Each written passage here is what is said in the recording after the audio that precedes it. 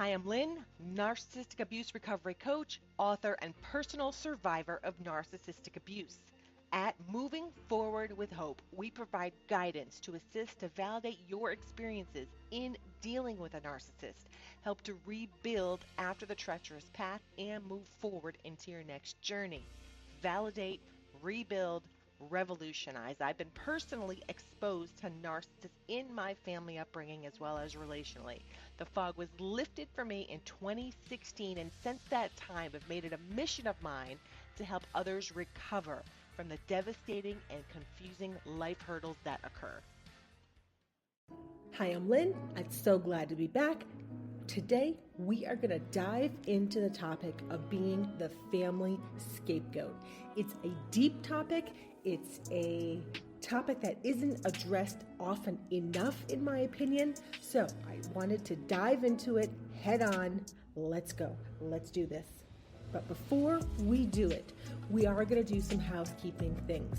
So, for one, if you like our podcast, perhaps you've been a long-time listener of the show, we gratefully appreciate you. By the way, we've just reached 64,000 downloads on this podcast. I'm so grateful. Thank you, thank you, thank you to every one of you, all of the listeners of this podcast. Thank you. So if you have benefited from the information that we share for free on this podcast, I'm going to ask you to do a couple things. One is I'm going to ask you to go to our website. We have a support link on there. And so if you like our podcast, I'm going to ask that you show support to us, whether it be a positive review on one of the outlets that you listen to, whether it's We live in a culture obsessed with dieting, weight loss, and exercise. And that can make eating disorder behaviors easy to miss. But the reality is, eating disorders are serious mental illnesses that take a major toll on your health and your life. But recovery is possible. Eating disorders are more common than you might think. Chances are you know someone who is struggling with one. Or maybe you're struggling yourself. If you're concerned about an eating disorder in yourself or a loved one, I want to introduce you to Equip.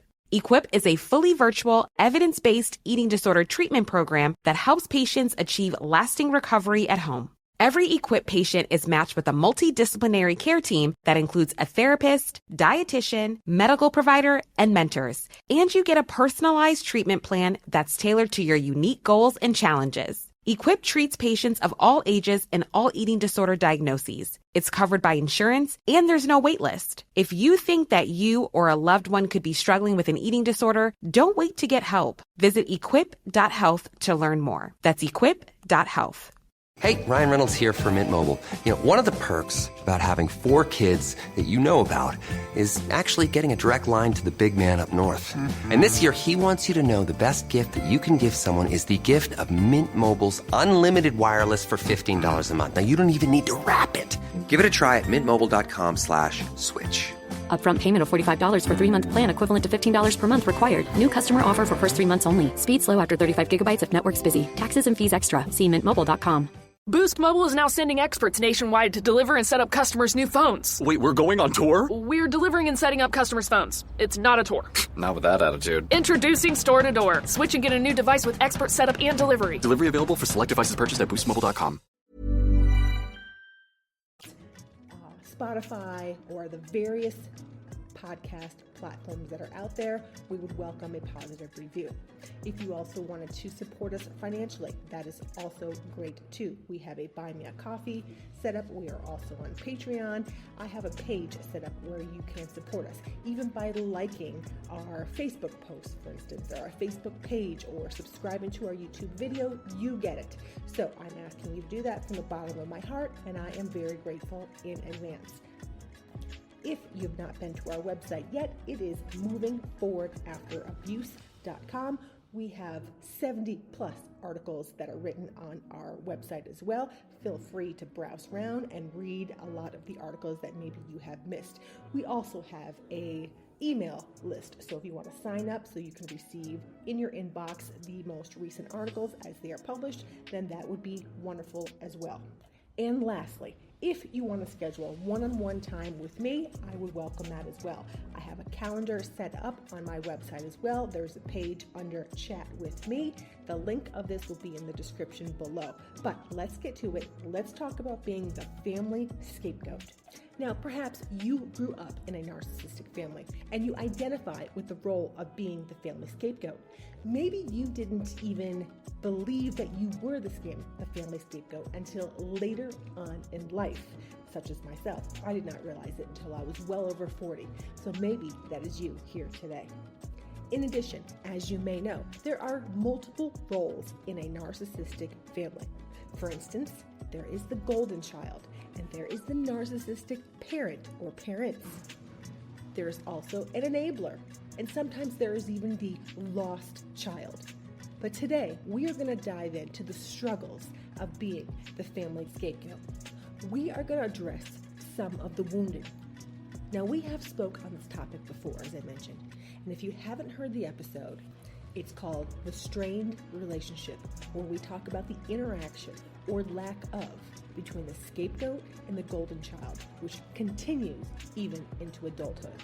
It's an interesting read, it's an interesting podcast episode, and it's an interesting video. I have all three. And it has been one of the more popular episodes on this channel. Listen to it when you have some time. But I was the family scapegoat, as you can probably imagine. Yes, absolutely. But I have gone no contact a long while ago. I have rebuilt my life. I actually left the USA and I moved to Mexico. I share my experiences, the inner turmoil that the scapegoat can suffer from, even into adulthood. I also married somebody who I believe had narcissistic tendencies, who I share a lot on this channel about a relationship with a narcissist, how to get out, and all of that, right? So it's twofold, really. Scapegoat and then being involved in a relationship as an adult.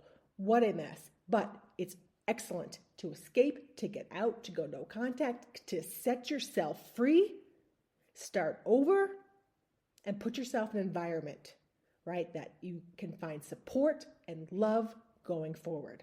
But let's get into this further.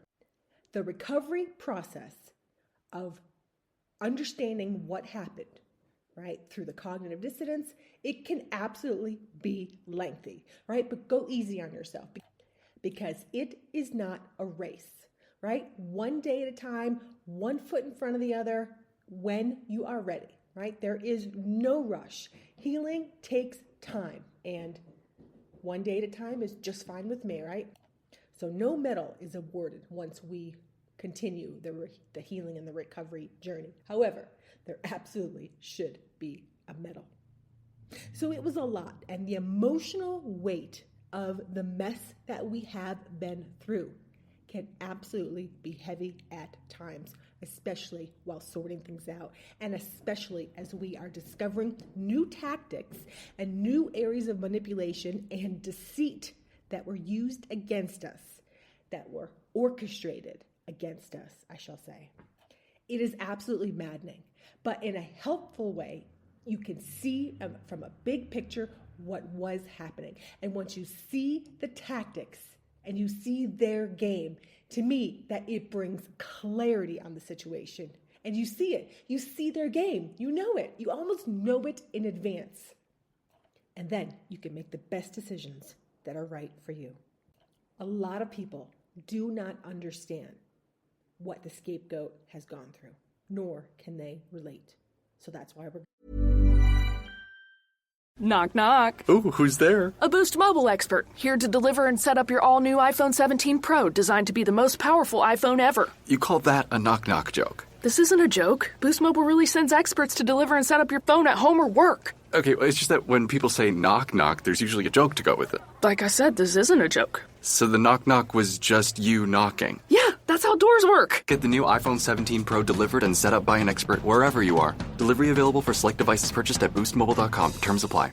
We live in a culture obsessed with dieting, weight loss, and exercise. And that can make eating disorder behaviors easy to miss. But the reality is, eating disorders are serious mental illnesses that take a major toll on your health and your life. But recovery is possible. Eating disorders are more common than you might think. Chances are you know someone who is struggling with one. Or maybe you're struggling yourself. If you're concerned about an eating disorder in yourself or a loved one, I want to introduce you to Equip.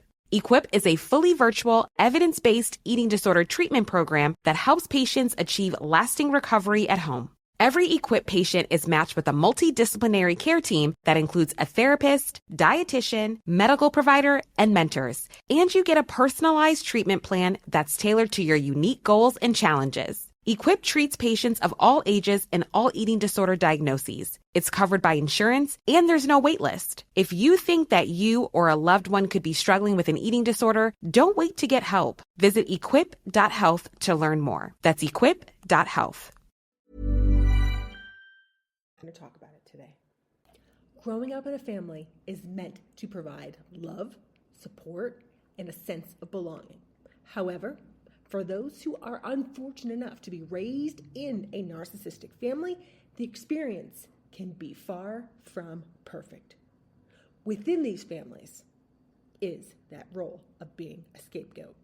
Now, the scapegoat is also known as the black sheep of the family, and these terms can be used interchangeably. I have also heard as the role being referred to as the family trash can. But I have a hard time referring to myself as such, and I do not even like to promote the term. It's such a harsh term. I digress. So within narcissistic families, there are roles. Yes, kind of like actors, as discussed in the benefits of being the family scapegoat. And the role of the scapegoat, sadly, is to serve as the outlet for the family's frustrations, insecurities, and dysfunctions. They're often unjustly blamed for the family problems, regardless of their actual involvement. The scapegoat is singled out, constantly criticized, and made to feel inferior. They are burdened with the responsibility of carrying the family shame and dysfunction. And if this does not take a heavy toll on someone, the scapegoat, I don't know what will. And what's worse is that it shouldn't be this way. The scapegoat carries the load. It's always their fault, and they are the ones to blame. It's utterly ridiculous, and it's a terrible burden to carry. So, is it the scapegoat's fault? Absolutely not. The scapegoat is not meant to carry this heavy emotional toll. So if you are the scapegoat and you're listening here today, it wasn't your fault. You were the one carrying the emotional family baggage, and it was not meant for you to carry. Being raised as the scapegoat in a narcissistic family takes a significant toll on your emotional well-being. Being faced with constant criticism and blame can result in low self-esteem, feelings of worthlessness, and an internalized sense of guilt. The scapegoat often internalizes this belief that they are inherently flawed or responsible for the family problems, which can manifest as anxiety, depression, and a sense of alienation. And this is done by family, friends. Family, the ones who are meant to love and support and protect you. That's why this is so insidious. The very ones, the very people that are meant to love you are the ones causing you the most harm. They might be your first bully. One of the most damaging and awful aspects of being a scapegoat in a narcissistic family is the isolation it creates. Now, I have a lot to say about isolation. We're going to talk about that in another episode. But scapegoats are often excluded and ostracized from family gatherings, or ostracized entirely from events, from celebrations. When the scapegoat is excluded, it further compounds the thought that they are different, they're unworthy, that they can't be loved and accepted for who they are. So they struggle forming healthy relationships even as they become an adult, and they experience difficulties trusting other people. Is this you? Can you relate? If you were the family scapegoat, you may also have started to internalize the beliefs that others have wanted you to believe, that you were inherently bad. And so internalizing this is one of the biggest hurdles to overcome. You are not inherently flawed. There is not something wrong with you. There's no reason why you should be excluded. And understanding this is part of the healing process. You see, they want you to believe all the garbage that they say about you. They want you to internalize it. They want you to think that you're less than and not worthy. Why? Because it elevates them. They feel superior. They feel like they are in charge. So, if you've grown up as the scapegoat, you may start to internalize this. You may start to feel like you are actually bad and that you have done something wrong.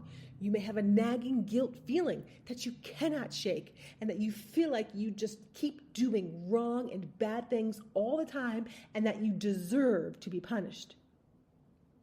You may even start to sabotage yourself.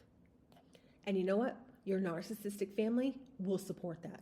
They don't want you to feel good about yourself. They would love it if you did sabotage yourself.